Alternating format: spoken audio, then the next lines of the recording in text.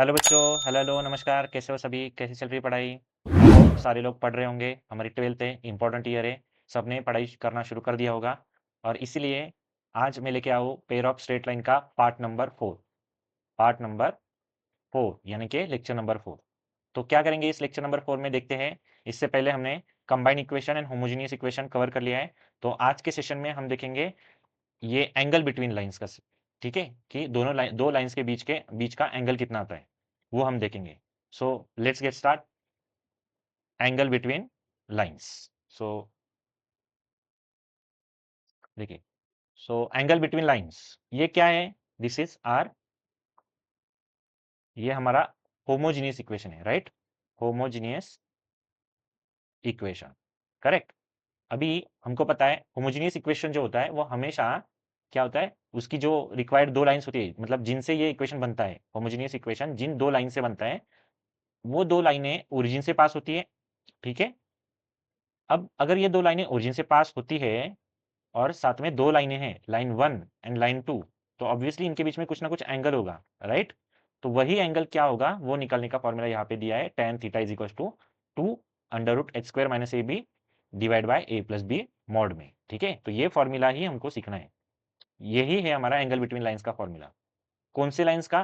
तो ये दोनों लाइंस के बीच का, मतलब ये जो हमारा होमोजेनियस इक्वेशन है, हमको पता है, इससे पहले हमने होमोजेनियस इक्वेशन पढ़ा है। होमोजेनियस इक्वेशन किससे बनता है? तो दो लाइन से बनता है। वो दो लाइनें हमको पता है ओरिजिन से पास होती है, बस इन्हीं दो लाइंस के बीच का एंगल अगर हमको फाइंड करना है तो उसके लिए ये फॉर्मूला है, ठीक है। इसके आगे क्या है देखिए, दो स्पेशल केसेस आती है। कौन सी? एक परपेंडिकुलर लाइंस की, कि ये दो लाइनें कब परपेंडिकुलर हो सकती है। यहाँ पे जैसे यहाँ पे दो लाइंस दिए ना, L1 L2, तो ये लाइनें परपेंडिकुलर यानी 90 डिग्री भी हो सकती है ना। कभी 90 डिग्री भी हो सकती है, कभी 0 डिग्री भी हो सकती है। मतलब अगर ये वाली केस देखो ऐसे, ये केस में कैसे है, एक्स एक्सिस वाई एक्सिस है, ये एक्स एक्सिस है हमारी, ये वाई एक्सिस है, और ये दोनों लाइनें ओरिजिन से पास हो रही है, दिख रहा है। लेकिन जब ओरिजिन से पास हो रही है तो आपस में 90 डिग्री कर रही है। यहाँ पे दिख रहा है ना, ये रेड कलर में 90 डिग्री की साइन बनाई मैंने, तो 90 डिग्री हो सकती है। और कभी कभी ये दोनों लाइनें एक साथ कोइंसाइड भी कर सकती है। और जब लाइनें कोइंसाइड करती है, मतलब एक की लाइनें एक के ऊपर एक लाइन है, तो इसका मतलब उनके बीच में एंगल 0 है, तो इसका मतलब 0 डिग्री, इसलिए कोइंसिडेंट लाइन बताएं। तो ऐसी कंडीशन कब आ सकती है? तो जब ए प्लस बी, जब भी ए प्लस बी इक्वल्स टू 0 होगा, ये कंडीशन बनेगी, तब हम कहेंगे तब हम कहेंगे कि दो लाइनें आपस में परपेंडिकुलर है। कहां से आया ये, कैसे पता चला इसे? तो 11th स्टैंडर्ड में हमने पढ़ा था कि दो लाइनें जब आपस में परपेंडिकुलर होती है, m1 इंटू m2, उनके स्लोप्स की वैल्यू आती है -1। ये चीज हमको पता है, बराबर। फिर इसके बाद और एक चीज हमने पढ़ी थी, क्या चीज पढ़ी थी? इसी टॉपिक में, इसी चैप्टर में हमने पढ़ा था कि m1 m2 product of two slopes आता है a अपॉन बी, बराबर। तो ये चीज 11th में पढ़ी थी, ये वाली चीज 11th में, और ये वाली नीचे वाली चीज अभी 12th में पढ़ी थी। तो दोनों जगह पे देखो m1 m2 left side same है, तो क्या हम ऐसा लिख सकते हैं a upon B is equal to -1? हाँ सर, लिख सकते हैं, क्योंकि इसकी दोनों लेफ्ट साइड्स इक्वल है, तो ये राइट भी इक्वल होनी चाहिए। तो राइट में क्या है, a अपॉन बी, एंड इसके राइट में -1। तो अभी इनको शिफ्ट कर दूंगा, अगर मैं ये b को इस तरफ भेजूंगा तो ये बनेगा a is equal to -b, बराबर। वही -b इधर लेके आया तो ये बन गया a प्लस बी, और जब सारी टर्म्स इधर लाए तो 0। तो बस यहाँ से ही ये कंडीशन बनी थी कि a plus B equal to 0 आने पे हम कहेंगे कि लाइनें परपेंडिकुलर है एक दूसरे से, क्योंकि देखो ये भी परपेंडिकुलर वाली केस, ये भी परपेंडिकुलर, और इनका ही यूज करके अगर मैंने ये बनाया है तो इसका मतलब लाइनें परपेंडिकुलर है। और वैसे ही दूसरा है यहाँ पे, H square minus A B की वैल्यू अगर 0 आती है तो हम कहते हैं कि लाइन्स कोइंसिडेंट है। क्या है देखो, ये वाला भी याद रखना है आप लोग, कि H square minus A B की वैल्यू अगर 0 आती है तो हम कहते हैं कि लाइनें एक दूसरे के साथ कोइंसाइड करती है। ये दो पॉइंट्स बहुत ज्यादा इंपॉर्टेंट है, अभी आपको इसके ऊपर क्वेश्चंस देखने को मिलेंगे, तो इसको मार्क करो, हाईलाइट करो, लिख के ले लो। आगे जाके हम जो आगे इसके आगे क्वेश्चंस करेंगे वो ये दो फॉर्मूलेस पे बेसिस पे होंगे, तो इसको तुरंत लिख दो, ताकि जब सामने क्वेश्चन दिखेगा तो आपको फॉर्मूला कौन सा यूज करना है दोनों में से वो समझ में आए। चलो देखते हैं क्वेश्चन। देखिए क्वेश्चन क्या दिया है, show that lines represented by 3x square minus 4xy minus 3y square equal to 0 are perpendicular to each other. Perpendicular, perpendicular यानी क्या? 90 डिग्री। और 90 डिग्री की केस क्या है पीछे इधर, कि जब a plus B equal to 0 आता है तो हम बोलते हैं वो 90 डिग्री है, राइट। यहाँ पे लिखता हूँ 90 डिग्री, यहाँ पे लिखता हूँ 0 डिग्री। तो आपने सिर्फ इतना चेक करना है कि क्या a प्लस बी की वैल्यू 0 आती है, ये चेक करना है। अगर आती है तो बोलेंगे यस इट इज परपेंडिकुलर। तो ए प्लस बी, ए चाहिए बी चाहिए, फिर प्लस करेंगे। इसलिए जब ए और बी चाहिए तो सबसे पहले हम क्या करते हैं, कंपेयर करते हैं। कंपेयर करेंगे इसके, कंपेयरिंग विथ इसका एक फॉर्म है, देखो हमको दिया था, कौन सा फॉर्म दिया था, a x square plus 2h(xy)। अब तक फॉर्म लर्न हो गया होगा क्योंकि ये हमारा लेक्चर नंबर 4 है। पहले 3 लेक्चर्स में बस यही करते आए हैं, तो अभी तक लर्न हो गया होगा। X square plus 2h(xy) plus by² equal to 0। इसके साथ जब हम कंपेयर करेंगे तो हमको ए की वैल्यू मिल जाएगी 3, एच की वैल्यू मिल जाएगी -2 एंड बी की वैल्यू मिल जाएगी -3। ये 3 वैल्यूज हमको मिली। अब जो बच्चे जिन बच्चों ने इसके पहले वाले 3 वीडियो नहीं देखे हैं, पार्ट 1, पार्ट 2, पार्ट 3, जिसको हमने बहुत बेसिक से कवर किया है, वो बच्चे प्लीज़ जाके उन वीडियो को सबसे पहले देखें, क्योंकि ये चैप्टर ऑलमोस्ट खत्म होने आया है। ये वीडियो जो है ना लास्ट लास्ट मोमेंट, मतलब लास्ट टॉपिक की चल रही है, तो सीधा इस पे मत आओ, ठीक है? अगर आप बाकी के 3 करके आए हो तो कोई प्रॉब्लम नहीं है, लेकिन सीधा इधर हो तो आपको ये कुछ समझेगा नहीं और फिर लगेगा कितना डिफ़िकल्ट है, कुछ नहीं समझ रहा, ठीक है? तो इसको बंद करो, जाओ चुपचाप से वीडियो नंबर 1, वीडियो नंबर 2 उनको देखो और फिर आ जाओ इधर, ठीक है? चलिए आगे बढ़ते हैं। देखो ए, एच और बी की वैल्यू निकाली। अब कंडीशन के हिसाब से सिर्फ ए प्लस बी निकालो। इक्वल टू 0 मत लिखो, पहले से ही ये 0 मत लिखो, हमको नहीं पता 0 आता है कि नहीं आता है, इसलिए नहीं लिखना है। सिर्फ ए प्लस बी, और ए की जगह पे ए की वैल्यू वो है 3, बी की जगह पे बी की वैल्यू वो है -3, और हमको पता है +3 -3 इक्वल टू 0 आता है, इधर 0 आएगा। अब आया सॉल्व करने के बाद, और इसलिए नीचे लिखो as a plus B equal to 0, as a plus B equal to 0, the lines given line, given, या फिर ऐसे लिखो the as a plus B equal to 0, lines lines represented by 3x square minus 4xy minus 3y square equals to 0 are perpendicular to each other। Easy, easy, देखो simple है, बहुत ही simple है। आपने क्या करना है, इसको एक बार ठीक से समझ लो कि सिर्फ आपको ये कंडीशन की जरूरत है कि ए प्लस बी की वैल्यू 0 आती है कि नहीं आती है, वो चेक करना है परपेंडिकुलर के केस में। यही कोइंसिडेंट होता तो h square minus A B की वैल्यू 0 आती है क्या, वो देखते हम, और उससे पहले कंपेयर करके ए बी और एच की वैल्यू निकालते, ठीक है? इजी, देख आगे बढ़ते हैं फिर से कि show that lines represented by x square plus 6xy minus 9y square equal to 0 are coincident. Coincident यानी कि एंगल 0 डिग्री। कोइंसिडेंट मतलब एक के ऊपर एक, देखो यहाँ पे मैंने लाइनें एक के ऊपर एक निकाली इसलिए डार्क दिख रही है कि एक लाइन ये बनाई, फिर से ऊपर उसके ऊपर एक बनाई, ऐसे 2 लाइनें एक के ऊपर एक, ठीक है? तो ऐसे आ जाएगा। Again same, comparing with comparing with comparing with क्या था फॉर्म, तो वो था a x square plus 2h x square plus 2hxy plus by² equal to 0। इसके साथ जब कंपेयर करेंगे तो हमको कुछ वैल्यूज मिलेंगी। ए की वैल्यू 1, एच की वैल्यू आई 2 से डिवाइड किया तो 3, एंड बी की वैल्यू आई 9। इनको मस्त से बॉक्स बनाओ, 1 मार्क के क्वेश्चन से, ठीक है? तो मस्त लिखना है इसको, तीनों मिल गए वैल्यूज। अभी हमको कौन सी केस चेक करनी बोली, कोइंसिडेंट वाली। तो कोइंसिडेंट के लिए क्या होता है, एच स्क्वायर माइनस ए बी को चेक करना होता है, 0 आता है क्या, पहले से ही नहीं लिखना। तो एच कितना है 3, तो 3 का स्क्वायर, माइनस ए कितना है, ए है 1, बी कितना है 9। तो देखो 3 का स्क्वायर इज 9 एंड ये 9 वन जा 9, और 9 माइनस 9 इज 0, देखो आया 0। तो सीधा लिखो एच स्क्वायर माइनस ए बी एज, यहाँ पे लिखो as h square minus A b equal to 0, lines represented by x square plus 6xy plus 9y square, 9y square equals to 0 are coincident। ये statement कहाँ से उठाया, देखो यहाँ से करके पूरा का पूरा एज इट इज स्टेटमेंट मैंने छाप दिया। तो लास्ट में स्टेटमेंट छापना जरूरी, इसको लिखना पड़ेगा, ठीक है? आगे बढ़ते, चलो अभी फिर से देखो एक नया क्वेश्चन, कुछ अननोन फाइंड करना है, के की वैल्यू फाइंड करनी है। क्या बोला है, फाइंड वैल्यू ऑफ के जब ये जो गिवन इक्वेशन है इसकी जो 2 लाइनें होंगी वो आपस में परपेंडिकुलर होंगी, परपेंडिकुलर यानी कि 90 डिग्री होंगी। और 90 डिग्री वाली केस तुमको पता ही होगा कि ए प्लस बी इक्वल टू 0। अब ऑलरेडी उन्होंने बताया, चेक करने बोला है क्या, नहीं ऑलरेडी बताया, तो इक्वल टू 0 लिख सकते हैं। लेकिन उससे पहले शुरुआत वहीं से करेंगे कि कंपेयरिंग विथ इसका जो होमोजेनियस का फॉर्म था क्या था, a x square plus 2h xy plus b y square. Equal to 0, जहाँ से हमको ए की वैल्यू मिलेगी के, बी की वैल्यू मिल जाएगी -1, एच की वैल्यू मिल जाएगी 2। ठीक है, अब ये तीनों वैल्यू मिली, मस्त इनको हाईलाइट कर दो, तो ये मिली 3 वैल्यूज। अभी गिवन कंडीशन के हिसाब से, बाय गिवन कंडीशन, क्या कंडीशन दी है कि ये दोनों परपेंडिकुलर्स होती है। ये इक्वेशन की जो दो लाइनें होगी, सॉरी इस इक्वेशन की जो दो लाइनें होंगी वो आपस में परपेंडिकुलर है, और परपेंडिकुलर जब है तो हमको पता है कि a प्लस बी ये 0 होना ही चाहिए।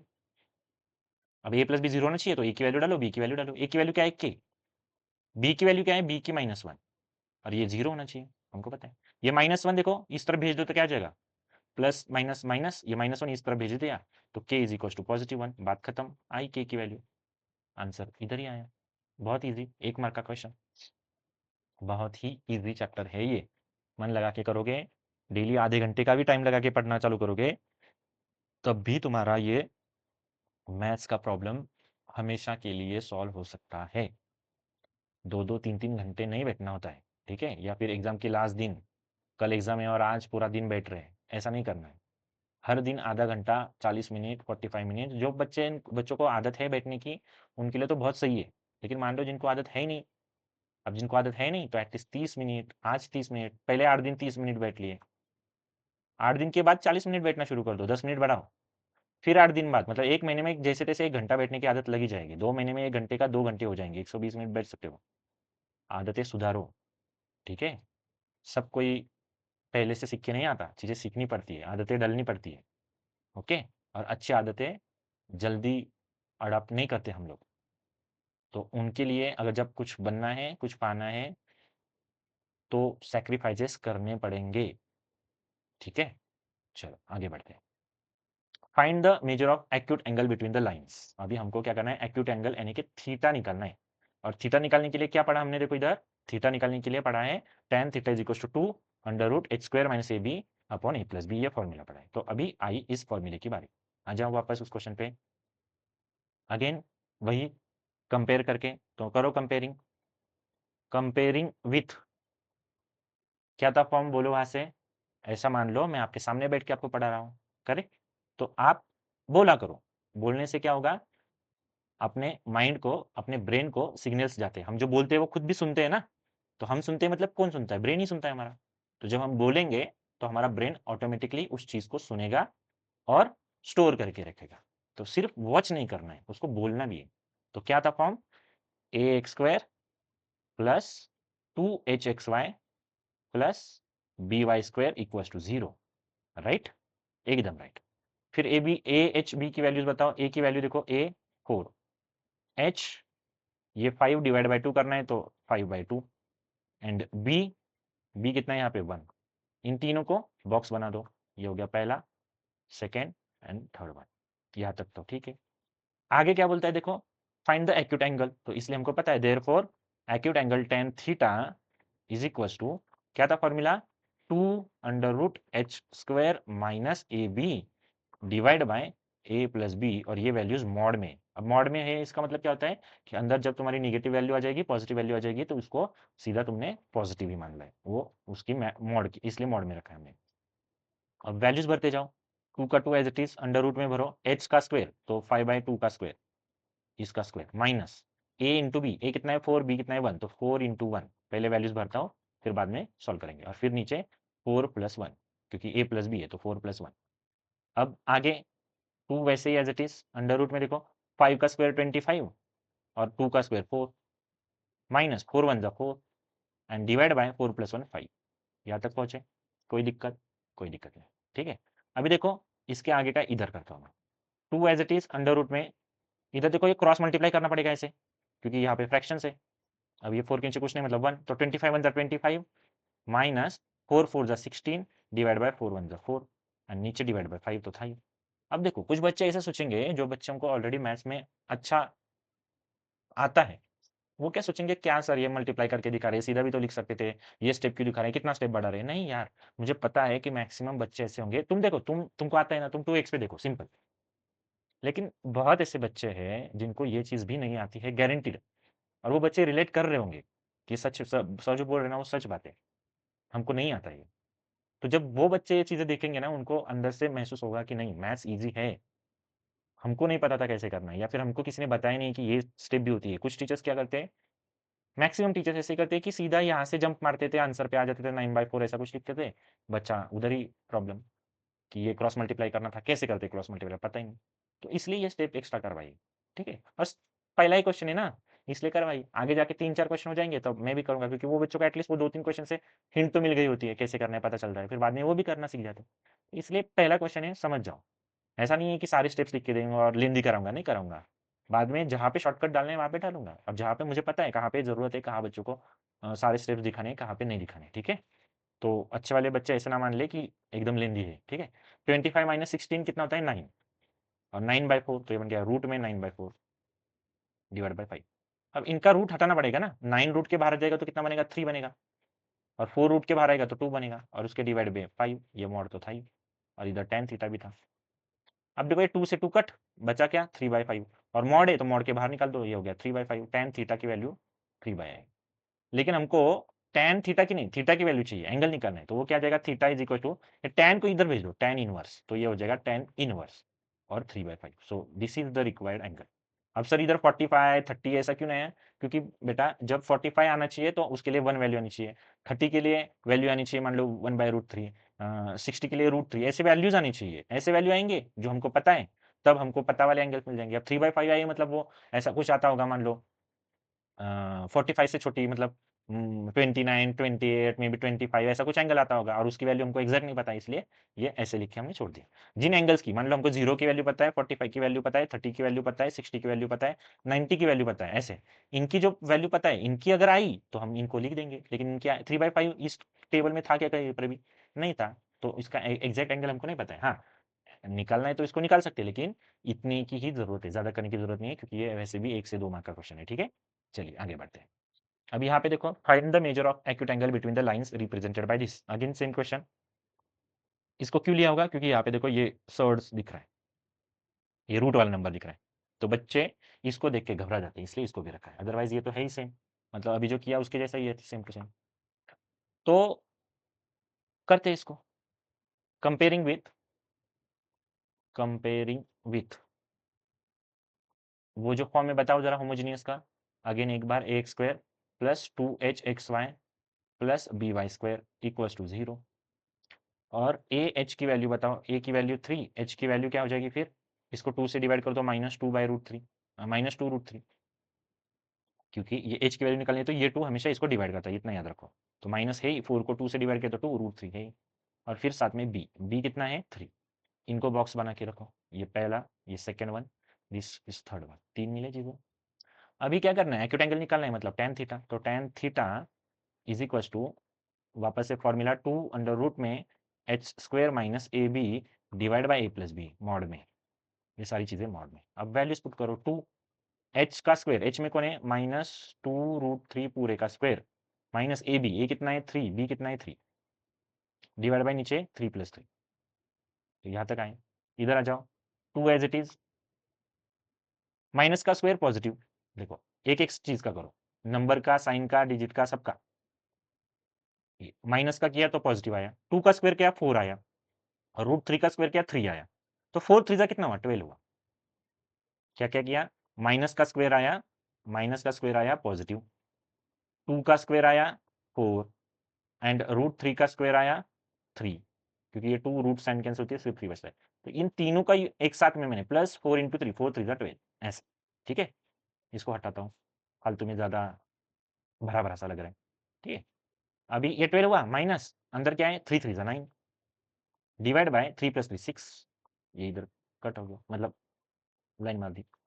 ये 2, 12 माइनस 9 कितना होता है? तो रूट में 3 होता है, और नीचे क्या है? 6 है। 2 से इधर काट दूंगा तो 3 बचा। अब लास्ट में क्या बचा? √3, नीचे 3 है, 3 यानी कि √3 दो बार √3 मल्टीप्लाई में, एक √3 कैंसिल, तो ऊपर कुछ नहीं, मतलब 1, नीचे √3। अब 1/√3 कब आता है? अभी देखा था हमने, 1/√3 कब आता है? तो हमको पता है एंगल 30 पे आता है, तो tan 30, sorry tan theta is equal to tan 30, क्योंकि हमको पता है tan 30 की वैल्यू 1/√3 आती है, इसलिए थीटा इज इक्वल टू 30। इस केस में एग्जैक्टली हमको एंगल मिला, क्योंकि हमको ये वैल्यू पता थी। जैसे पिछले क्वेश्चन में ये 3/5 किसका है नहीं पता थी, इसलिए एग्जैक्ट नहीं मिला, इसलिए उसको वैसे ही रखा। इधर पता है 1/√3 30 के लिए आती है, इसलिए theta is equal to 30। So this is हमारा रिक्वायर्ड एंगल। ठीक है, इजी। आगे बढ़ते हैं। नाउ सी, इसको करने से पहले आगे वाला निपटा देते हैं, इसको फाइनल कर देते हैं, फिर उसके ऊपर आ जाते हैं। ऐसा क्यों, वो समझेगा तुमको जब उसको करना शुरू करेंगे तो। अभी यहाँ पे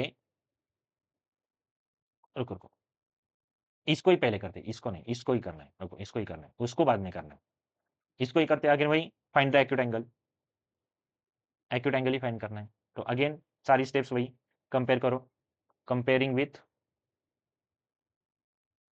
विथ हमारा होमोजेनियस इक्वेशन क्या था, ax² plus 2hxy plus by² equal to 0, जहां से हमको abc की वैल्यू मिल जाएगी। तो a की वैल्यू क्या मिल रही है टेक्निकली, ये जो पूरा ब्रैकेट है वो a की वैल्यू हुई, मतलब a² माइनस 3b², ये हुई a की वैल्यू। h की वैल्यू क्या हो रही है, h की वैल्यू तो 8ab है, वो ये 8 को 2 से डिवाइड किया तो 4ab मिल गई। एंड b की वैल्यू क्या मिल जाएगी, b की वैल्यू मिल जाएगी ये b² माइनस 3a², ऐसे।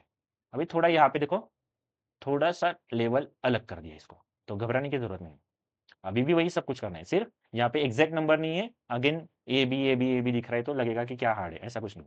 फॉर्मूला वही है, क्या था formula, tan theta is equal to under root में 2 अंडर रूट में h² माइनस ab/a+b। अब करो एक चीज कि h इसको इधर भी कर सकते हो, डायरेक्ट डायरेक्ट वैल्यूज पुट करके, जैसे इनमें अंदर h की जगह पे h की वैल्यू, a की जगह पे a p b ऐसी वैल्यूज पुट करी, इधर भी वही कर सकते हो, लेकिन देखो कितना थोड़ा सा भरा भरा सा है, ज्यादा टर्म्स है। तो बेटर क्या होगा, इनको सेपरेट करो, मतलब h² माइनस ए बी पहले से ही बाहर वैल्यू निकालो, सेपरेट निकाल के रखो, बाद में भर देंगे। तो h² h कितना है, तो h 4ab है, उसका स्क्वायर करना है, तो इसका square minus a into b, a कितना है, a² माइनस 3b² ब्रैकेट में, और अगले ब्रैकेट में b² माइनस 3a², इनको पहले सिंप्लीफाइड करके रखते हैं। 4 का स्क्वायर 16, a का स्क्वायर a², b का स्क्वायर b² माइनस, पहले इन दोनों का रक्षाबंधन करो, किन दोनों का, इन दोनों का रक्षाबंधन करो, देखो क्या आता है, a² b² इज a²b², ये माइनस है तो ब्रैकेट में लिखना पड़ेगा, a²b², फिर a² into 3a² is minus 3a⁴, ये स्क्वायर मिला के 4, सॉरी 4 हो गए। अब दूसरे की बारी, 3b² हो गया माइनस 3b का 4 पावर 4, और 3b² माइनस 3 ये हो जाएगा minus minus plus 3 3 9, a² b², ऐसे। अब आगे इस माइनस से अंदर मल्टीप्लाई करो तो 16a² b² as it is, ये माइनस से अंदर मल्टीप्लाई करूंगा तो माइनस a² b², ये माइनस माइनस ये प्लस 3a⁴, ये माइनस माइनस प्लस 3b⁴, और ये plus minus minus 9a² b²। अब देखो जो सेम सेम है उनको भगाओ, a² b², ये a² b², ये 9, ये 1 10, और ये 16, तो 16 माइनस 10, क्योंकि ये भी माइनस है ये भी माइनस है, तो माइनस के 10 हुए, वो 16 में से 10 गया तो बचा 6a² b², 6a² b², ऐसा। और 3a² को पहले लिखता हूँ, 3a⁴ को, एंड 3b⁴ को बाद में लिखता हूँ, ऐसे। इनमें से कुछ कॉमन निकल रहा है क्या, इनमें से 3 कॉमन निकल रहा है, तो देखो a⁴ प्लस 3 निकला तो 2, सॉरी यहाँ से 3 गया तो 2, a² b² प्लस b⁴, यहाँ तक पहुंचे। अब कुछ कर सकते हैं क्या, देखो यहाँ पे एक्चुअली ये जो है ना, ये है एक फॉर्मूला, कौन सा फॉर्मूला है, तो a plus b whole square का फॉर्मूला है, कैसे है, तो ये होता है a² plus 2ab plus b², मतलब ए बी से देखो, जो a होता है वो a, b होता है b। अब यहाँ पर ऐसा है a² b² पहले से ही है, तो इसका मतलब ये क्या है कि a के स्क्वायर का भी स्क्वायर है, ये ऐसा कुछ है, a के स्क्वायर का भी square plus 2a² b² plus b के स्क्वायर का भी स्क्वायर। अब अगर कंपेयर करोगे इसको और इसको तो पता चलेगा a², इस अंदर वाले को पूरा a मान लो, तो a² प्लस 2ab प्लस पूरे b का स्क्वायर, तो इसका मतलब ये हो गया 3 इंटू, इसको ऐसा लिख सकते हैं हम, a² प्लस ये पूरी टर्म इधर, ये इधर, और उस पूरे का स्क्वायर, ऐसे। ठीक है, क्या किया, थोड़ा सा कंफ्यूजिंग लग रहा होगा, देखो a⁴ है प्लस 2a² b², जब जब अंदर पावर 1 वाली होती है, मतलब कुछ भी पावर नहीं, अंदर कुछ भी पावर नहीं, ऐसा मान लो, एक्चुअली है 1 1, लेकिन ए बी, सिर्फ ए बी है, तो देखो ये 2 के साथ सिर्फ ए बी आता है ना, और जब सिर्फ ए बी है तो पहला वाला नंबर डबल, मतलब पावर 2 आती है, ये वाला पावर 2 होती है। लेकिन जब अंदर a² b² है, ये अंदर के ए की ही स्क्वायर हुआ है, इस बी का स्क्वायर हुआ है। तो देखो ऑलरेडी ए स्क्वायर था ना, उस ए स्क्वायर का भी स्क्वायर और बी स्क्वायर का भी स्क्वायर, ऐसे। ठीक है, अब ये हो गया इसका सिंपल फॉर्म। ये तो ऊपर का निकल रहा है, अभी हमको चाहिए ए प्लस बी, तो नीचे ए प्लस बी निकालो, ए प्लस बी निकालो, ए प्लस बी। और ए प्लस बी के लिए चाहिए वो ए कौन है बी कौन है, ढूंढो ऊपर जाके। ए कौन है, a square minus 3 b square और b square minus 3 a square. A square minus 3 b square plus b square minus 3 a square. ऐसा ही है क्या, एक बार कंफर्म करते हैं। A b square minus 3 a square minus 3 b square, यही है। अब देखो इनको, ए स्क्वायर और यहाँ पर भी ए, ये दोनों की जोड़ी, तो ये माइनस 3 प्लस 1 तो ये हो गया माइनस 2 ए स्क्वायर। और इन दोनों की जोड़ी तो ये हो जाएगा, ये प्लस ये माइनस 2 बी स्क्वायर। इन दोनों में से माइनस 2 को बाहर निकालो तो ये बन जाएगा ए स्क्वायर प्लस बी स्क्वायर, ऐसे। तो यहां से एक चीज मिली, यहां से एक चीज मिली हमको, और यहां से एक चीज मिली हमको। अब इन दोनों को ऊपर यूज करो, जो यहाँ पे फॉर्मूला लिखा था वहां पे। अभी एक एक याद करके जाओ, क्या है, 3 a square plus b square का होल स्क्वायर। इधर आ जाओ, हाँ।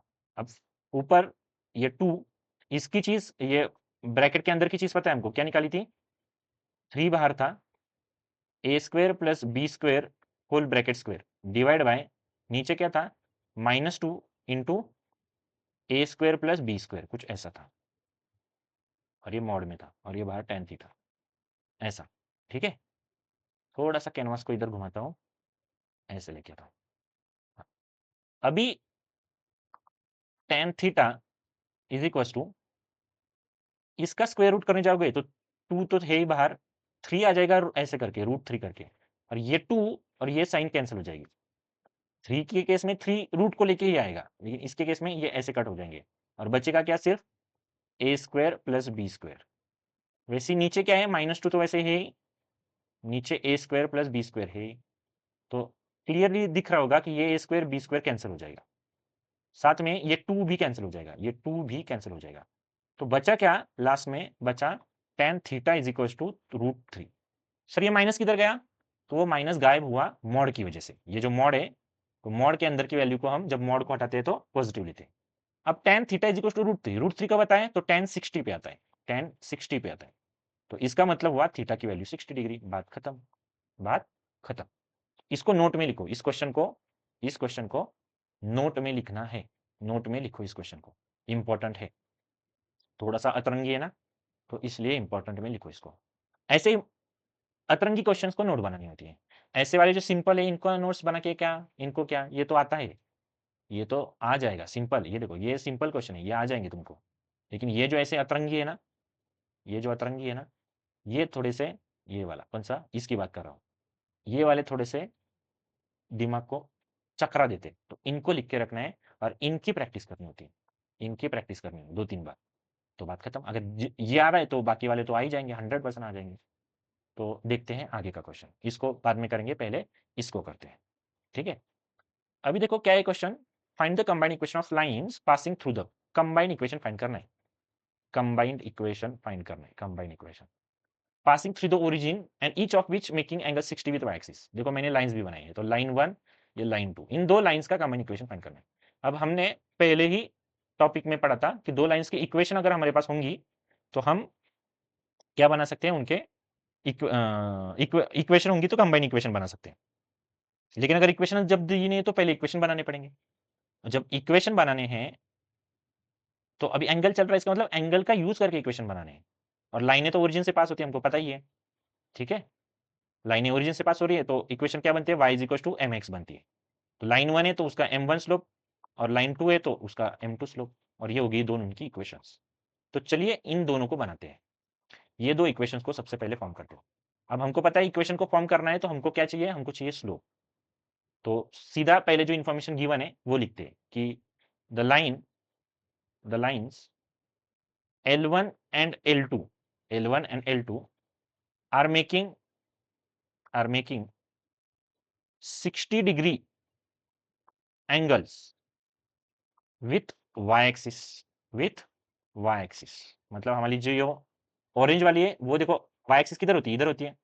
तो ये y के साथ, y को थोड़ा सा मैं अलग कलर देता हूँ क्योंकि क्या होता है, फिर पता नहीं चलेगा वाई किधर है, व्हाइट कलर में दिख नहीं रहा होगा। अच्छा, ये कलर किधर से आया टपक गया इसमें। हाँ, ये कलर, अब देखो क्लियर दिखेगा। ये जो ऑरेंज है L2 है, वो y के साथ 60 बना रही है, और L1 है वो भी y के साथ 60 डिग्री बना रही है। इधर दिख रहा है क्लियर कर 60 डिग्री। तो the lines L1 L2 are making 60 degree angles with y axis. लेकिन हमको जब स्लोप निकालना होता है ना, तो जिस एंगल का यूज करके हम स्लोप निकालते हैं, वो स्लोप हमेशा वो एंगल हमेशा x एक्सिस के पर्सपेक्टिव में होता है। हमको x एक्सिस के साथ कितना बनता है वो पता होना चाहिए, ना कि y। इसीलिए हम इन्हीं दो लाइंस का x एक्सिस के साथ कितना एंगल बनता है वो पहले फाइंड करेंगे। तो यहाँ पे देखो कि अगर y के साथ 60 है तो x के साथ 30 होगा लाइन 2 का, और वैसे ही लाइन 1 का कितना होगा फिर लाइन 1 का, इधर x एक्सिस है, इधर x एक्सिस है, और एंटी क्लॉकवाइज देखना होता है एंगल, ऐसे नीचे मत जाओ, ऊपर देखना होता है इस तरफ, ऐसे ऐसे डायरेक्शन में देखना होता है। तो ये 60 तो हो गया 120, और नीचे का ये 30 होना चाहिए, क्योंकि 60 + 30 90 होता है। तो 120 और 30 150। मतलब यहाँ पे लिखोगे therefore line L1 making angle 150 degree with x axis, and line L2 making angle 30 degree with x axis, with x axis. Therefore, their therefore equations are equations are, या फिर पहले उनके स्लोप्स निकलते हैं। therefore slopes are therefore their slopes are their slopes are tan 150 degree and tan 30 degree. tan 150 degree, तो L2 L1 का हो गया 150 डिग्री एंड L2 का हो गया 30 डिग्री। तो कितना आ रहा है देखो, मान लीजिए इनको M1 M2 बोला, M1 is equal to and M2 is equal to, तो tan 150 कितना होता है, तो करते हैं सॉल्व उसको। M1 is equal to tan 150 को लिखो 180 माइनस 30। अब 180 लिया है रेफरेंस, तो tan का tan ही रहेगा। 180 माइनस 30 सेकंड क्वाड्रेंट में, इसलिए निगेटिव tan 30, और tan 30 की वैल्यू कितनी आती है 1/रूट, tan 30 की वैल्यू आती है 1/√3, तो निगेटिव। इस तरफ तो सीधा मिल रहा है M2 is equal to tan 30, और वो भी पॉजिटिव, इसलिए सीधा आ जाएगा M2 इज इक्वल टू 1/√3। ठीक है, इजी। अब स्लोप से, और हमको पता है हमारी लाइनें ओरिजिन से पास होती है, तो therefore equations are y is equals to m1x and y is equals to m2x। तो वैल्यूज भर दो, is equal to y is equal to -1/√3x and y is equal to 1/√3x। इधर माइनस में, इधर पॉजिटिव में। ये √3 को इधर भेज दो, तो ये बन जाएगा √3y is equal to -x, ये बन जाएगा √3y is equal to positive x। ये x को इधर लेके आओ, तो x plus √3y equal to 0 नाम का एक इक्वेशन बना, ये एक इक्वेशन बना, और इस तरफ से मिल जाएगा और एक equation, x minus √3y equal to 0, ये बन जाएगा दूसरा इक्वेशन। अब क्या फाइंड करना था, थोड़ा सा ऊपर जाओ, क्या फाइंड करना था, कंबाइन इक्वेशन बनाना था। और कंबाइन इक्वेशन कब बनता है, जब दो लाइनें होती है। तो फाइंड किए ना दो लाइनें, बस कर दो इनका combine equation. Therefore combine equation is इन दोनों को multiply, x plus √3y into x minus √3y equal to 0। अब इनको मल्टीप्लाई करना है रक्षाबंधन से, तो भी करो, या फिर सीधा सीधा अपना शॉर्टकट यूज करो। देखो, एक ब्रैकेट प्लस का, एक ब्रैकेट माइनस का, a plus b into a minus b, तो सीधा सीधा a square minus b square, shortcut use करो, तो ये हो जाएगा एक्स स्क्वायर माइनस बी में कौन है, बी में √3y होल का स्क्वायर इक्वल टू 0।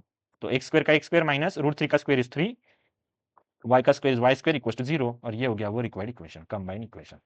बात खत्म, बात खत्म।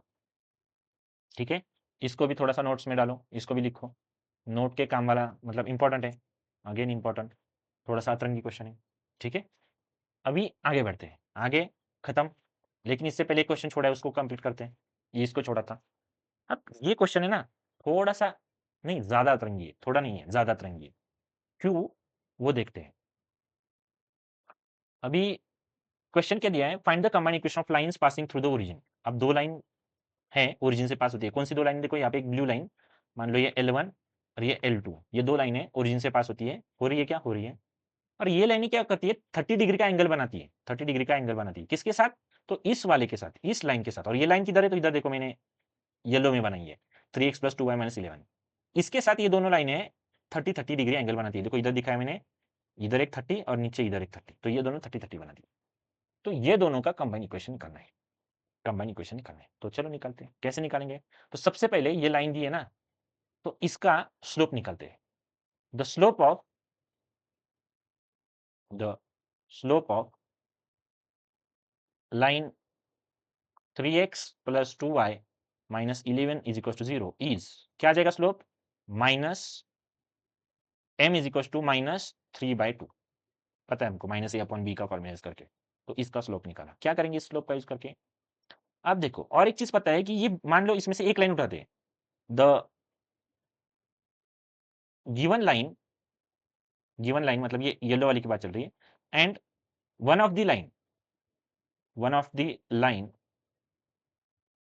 Of combined equation, one of the line of combined equation, मतलब या तो L2 पकड़ो या तो L1। मान लो हमने L1 पकड़ लिया, चाहे तो मैं ब्रैकेट में इधर L1 भी लिख सकता हूँ कि द गिवन लाइन, गिवन कौन सी है, 3x + 2y - 11, 2x minus 2x, हाँ, ये 2x प्लस 3x + 2y - 11, ये वाली लाइन, और ये L1, इनके बीच में एक एंगल दिया है। द गिवन लाइन, यहाँ पे लिखता हूँ, the given line and one of the line of combined equation having angle 30 degree, having angle 30 degree है। पता, देखो इसमें टास्क सिर्फ इतना है कि जो दिख रहा है वो वर्ड में, सेंटेंसेस में कन्वर्ट करके लिखना है, बस इतना सा एक टास्क है, ठीक है। बाकी और वैसे इजी क्वेश्चन है, तो जो दिख रहा है।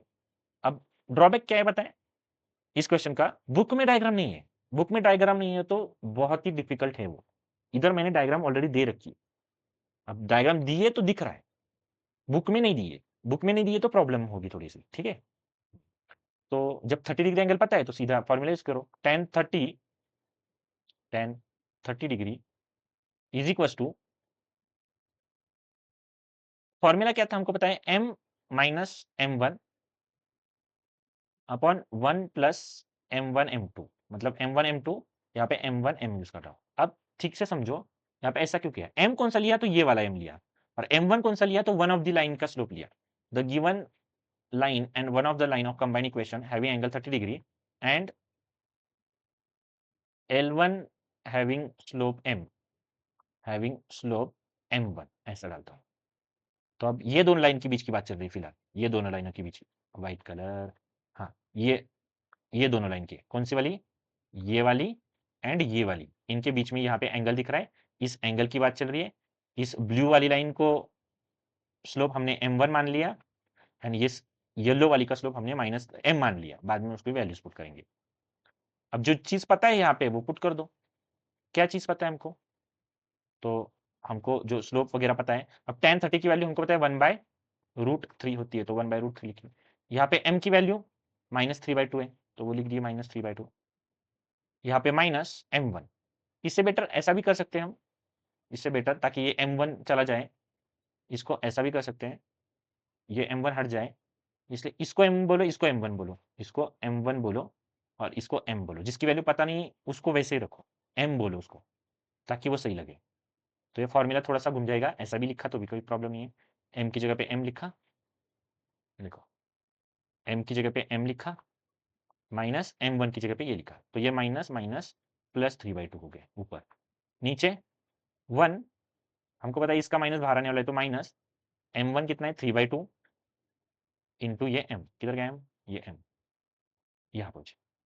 अब आगे ऊपर cross multiply, 2 into m is 2m plus 3/2, यहाँ पर भी वैसे 2 1 2, 2 1 2 -3m/2, और ये मॉड में यहाँ पे 1/√3, ये डिवीजन का 2, ये डिवीजन का 2 कट, फाइनल क्या मिला, 1/√3 equals to 2m + 3 divide by 2 - 3m mod में, ठीक है। अब मॉड से बाहर निकालो और स्क्वायर करो, squaring on both side, squaring on both side, क्या मिल जाएगा? इस तरफ स्क्वायर किया तो 1, 1 का स्क्वायर 1, रूट 3 का स्क्वायर 3, इक्वल टू इस तरफ स्क्वायर किया तो 2m प्लस 3, न्यूमरेटर का स्क्वायर अलग और डिनोमिनेटर का स्क्वायर अलग, 2 माइनस 3m इसका स्क्वायर अलग। यहाँ पे आके क्रॉस कर दो, इसको इधर भेज दो, इसको इधर भेज दो, ये वाले को इधर भेज दो, ये वाले को इधर भेज दो, तो क्या मिल जाएगा? 1 के साथ किसी को भी मल्टीप्लाई करते तो वही रहता है, तो ये बन जाएगा 2 माइनस 3m का स्क्वायर इक्वल टू ये 3 से इधर 2m प्लस 3 होल का स्क्वायर, और इसको सिंप्लीफाइड कर दो a minus b whole square का फॉर्मूला यूज करके। तो 2 का स्क्वायर 4 माइनस 2 टू ज़ा 4 3 ज़ा 6, सॉरी क्या बोल रहा हूँ मैं, 2 टू ज़ा 4 4 3 ज़ा 12 और साथ में m भी है, ठीक है, और प्लस इसका स्क्वायर 3m का स्क्वायर, 3m का स्क्वायर 3 का स्क्वायर 9, m का m स्क्वायर इक्वल टू, पहले इसका स्क्वायर करो फिर 3 से मल्टीप्लाई, तो 2m का square is 4m square plus 3 टू ज़ा 6 6 टू ज़ा 12m प्लस 3 का स्क्वायर 9, और अब 3 से मल्टीप्लाई करके 3 4 ज़ा 12m square plus 36m plus 27, इधर 4 minus 12m plus 9m square. अब चीज़ों को अरेंज करो, इस 12 को इधर लेके आओ तो माइनस 12 हो जाएगा, 9 माइनस 12 कितना होता है? Minus 3m square.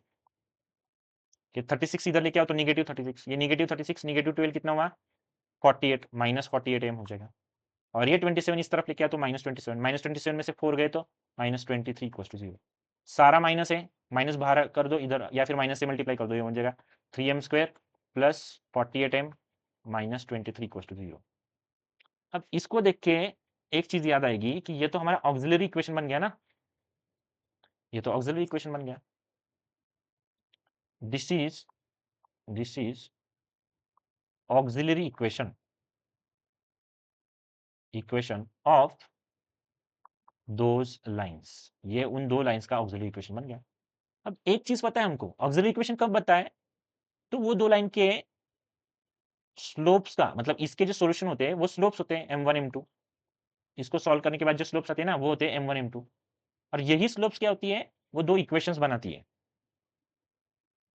कौन सी दो इक्वेशंस? जो ओरिजिन से पास होती है वो दो इक्वेशंस बनाती है, तो बस वही तो चाहिए था हमको।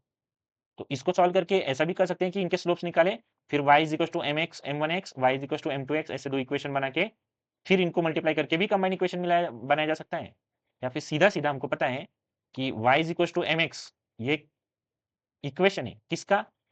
जो लाइन ओरिजिन से पास होती है उसका, तो यही से सीधा इनकी वैल्यू मिल जाएगी ना y अपॉन x, तो बस जहां पे m दिख रहा है वहां पे y अपॉन x पुट कर दो, तो कर दिए 3 y अपॉन x का square plus 48 y upon x minus 23 is equal to 0। Solve किया तो मिल गया 3y square x square plus 48 y upon x minus 23 equal to 0। X square से मल्टीप्लाई कर दो, तो एक्स स्क्वायर से मल्टीप्लाई करके क्या मिलेगा? 3y square plus 48xy minus 23x square equal to 0, and this is the required combined equation. बात खत्म, बात खत्म। This is the required combined equation.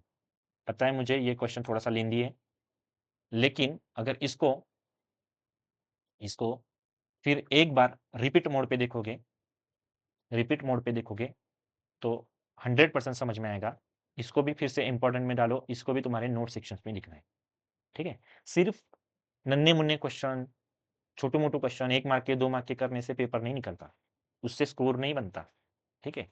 Score करना है तो ऐसे क्वेश्चंस करने पड़ेंगे, और अच्छे क्वेश्चंस करने पड़ेंगे। इजी इजी क्वेश्चन जो टीचर्स देते हैं उनकी वीडियोस अच्छी लगती है, हम वही करते हैं, और एग्जाम में वो फंसते ही नहीं क्वेश्चन, अगर फंसते हैं तो कितने से ज्यादा 1-2 मार्क के क्वेश्चन। तो करना है ये। मैं इस स्लाइड में पीवाईक्यूज डालना भूल गया, अगली लेक्चर में मैं इसके बेसिस पे पीवाईक्यूज ऑलरेडी बना के वो स्लाइड फर्स्ट स्लाइड पे रख दूंगा, ताकि आपको भी मिल जाए कि हाँ जितना भी किया था हमने उसमें से क्वेश्चंस वैसे के वैसे ही होते हैं। ये लिंक मिल जाएगी पीवाईक्यूज की इसके साथ, ठीक है? तो प्लीज इसको दोबारा देखना, स्लो में देखना अगर नई चीजें समझ रही तो, और उतना करने के बाद भी अगर नहीं समझा तो आप कमेंट में मुझे बता सकते हो कि सर ये क्वेश्चन नहीं समझा था, प्लीज डाउट सेशन लेके उसमें फिर से एक बार इसको कर लेना, तो मैं वो भी करने के लिए रेडी हूँ, ठीक है? जब तक नहीं समझता तुम्हारा हक बनता है कि तुम पूछो कि सर नहीं समझाए, ठीक है? और ऐसे क्वेश्चन नहीं समझते तो पूछ लो। ये स्टार्टिंग में जो किए थे ये सिंपल सिंपल, इनमें पूछने ऐसा कुछ है नहीं। अगर कोई बच्चा पूछता है सर ये नहीं समझा, इसका मतलब वो टाइम पास कर रहा है, वो सब नहीं करना है। सीरियस मोड में आके पढ़ना है, ठीक है? अपने काम की चीजें हैं, जब काम की चीजें हैं, मिल रहा है कुछ फ्री में अच्छे से, तो उसका इस्तेमाल करो। टाइम वेस्ट मत करो, लग जाओ पढ़ाई के लिए, ठीक है? चलो, अब सिर्फ एक अपील है आपसे, रिक्वेस्ट है कि जितना हो सकता है उतना इस वीडियो को लाइक कर दो, शेयर कर दो अपने दोस्तों के साथ, और सब्सक्राइब करो अगर कंटेंट अच्छा है तो। समझ में आ रहा है, काम की चीज़ है, लग रहा है कि इसको देख के हो सकता है 100% काम हमारा, तो अच्छी चीज़ों को जाने मत दो हाथ से। सब्सक्राइब करके रखो ताकि डेली की डेली वीडियो जो आती है वो देखने को मिल जाए, ठीक है? और जितने भी बच्चे अभी तक इसको देख रहे हैं उनका बहुत बहुत धन्यवाद, बहुत सारा थैंक यू कि आप लोग देख रहे हो। मैंने देखे कि 50 प्लस 80 प्लस व्यूज़ जाने लगे वीडियो के पीछे, तो अभी मेरे को भी बहुत अच्छा लग रहा है कि हाँ वीडियोज़ और बनाऊँ, इसको कंटिन्यू रखूँ, ठीक है? क्योंकि उतने व्यूज़ भी जा रहे हैं अभी, अब अच्छा लग रहा है। स्टार्टिंग में थोड़ा, जब 10th की सीरीज़ चालू की थी तो देख रहा था कि उतने ज़्यादा व्यूज़ नहीं आ रहे थे, तो ऐसा डीमोटिवेट सा लग रहा था कि करूँ कि नहीं करूँ। लेकिन अब यकीन है कि अच्छा काम चल रहा है, बच्चे इसको देख रहे हैं, बहुत बच्चे देख रहे हैं, 80 100 बच्चे भी देख रहे हैं तो मेरे लिए उतना भी काफ़ी है, ठीक है? और ये आगे और चलेगा, मुझे पक्का यकीन है क्योंकि कंटेंट ही वैसा है मेरा। सो आप सबका शुक्रिया, धन्यवाद, थैंक यू, और आज के लिए इतना ही करते हैं। Bye bye, good night, take care and जय हिंद।